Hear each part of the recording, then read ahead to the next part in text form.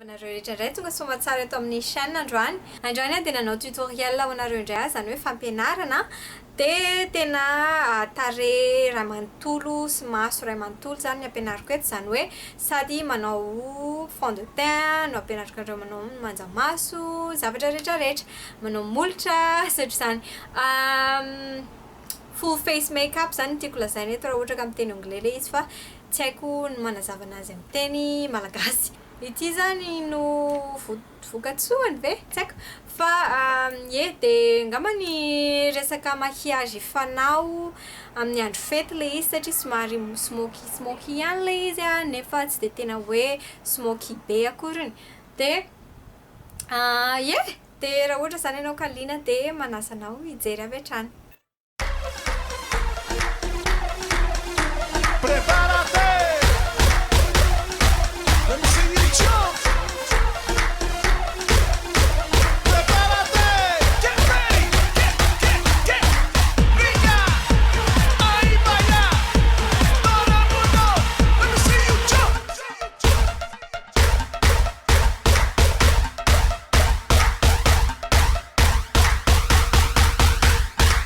Brinca. Ahí vaya. Brinca. Let me see you jump. Brinca.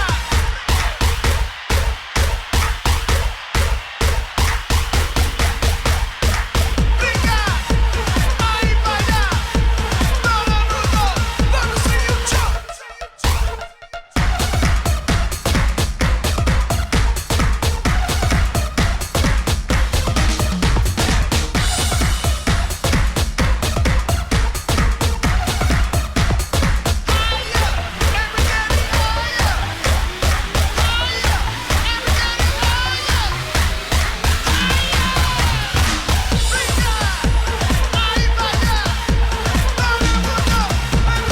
jump.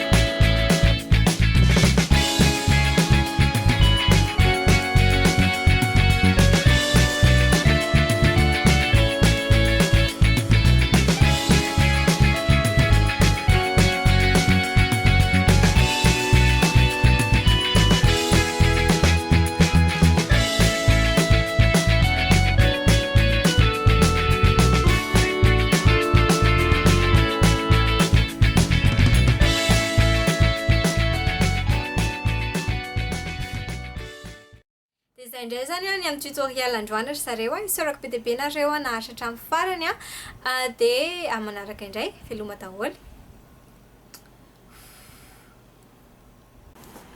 Coucou daholo nareo, nahafinaritra ilay vidéo teo, aza dino manome j'aime anazy dia aza dino ihany koa mizarazara anazy amin'ny Facebook ihany, amin'ny Twitter, Instagram, zarazarao any amin'ny namanao any hoe nahafinaritra anao ilay vidéo dia amin'izay koa afaka mijery ry zareo.